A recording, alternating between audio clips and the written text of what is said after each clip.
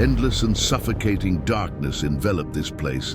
It wasn't merely dark, but profoundly thick and impenetrable. Every molecule of air seemed to carry despair and terror. This was not a realm where light could enter, for the darkness was so ancient and dense, it devoured any attempt to pierce it.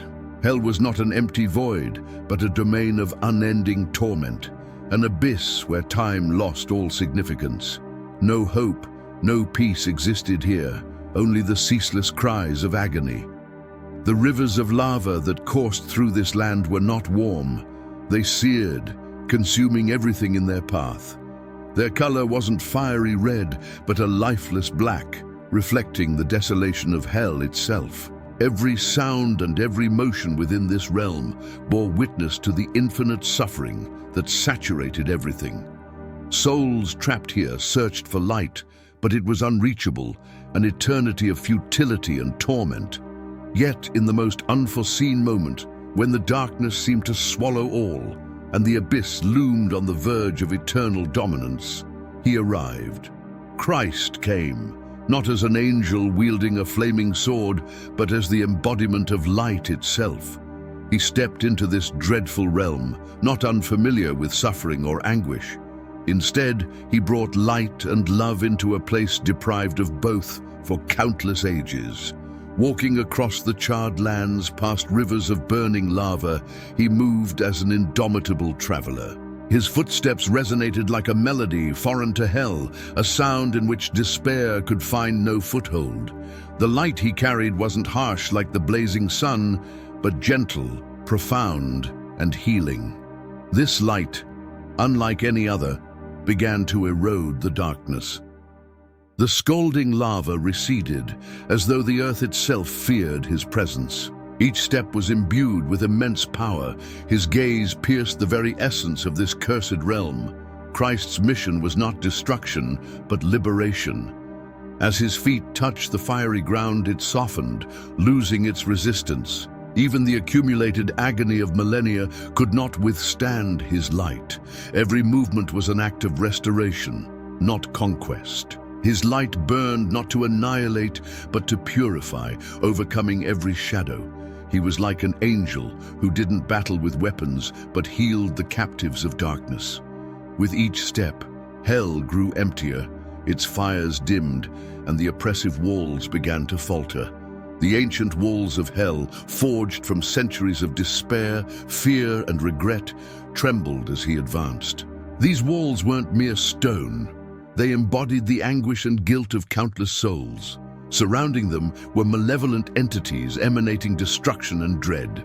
Hell was not only a prison, but a living manifestation of pain, where the very air breathed torment.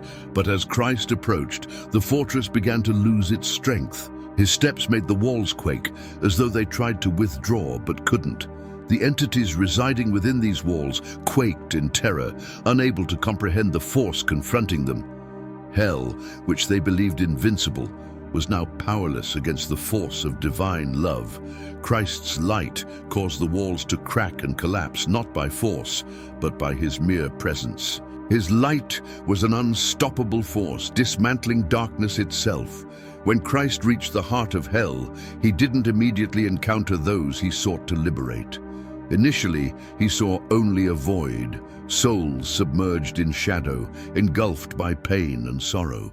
These were the righteous ones who had departed the world before his arrival and awaited their deliverance. They endured with faith, holding on to the promise that one day he would come to open the gates of heaven. And now, though he stood before them, they couldn't fully grasp his presence.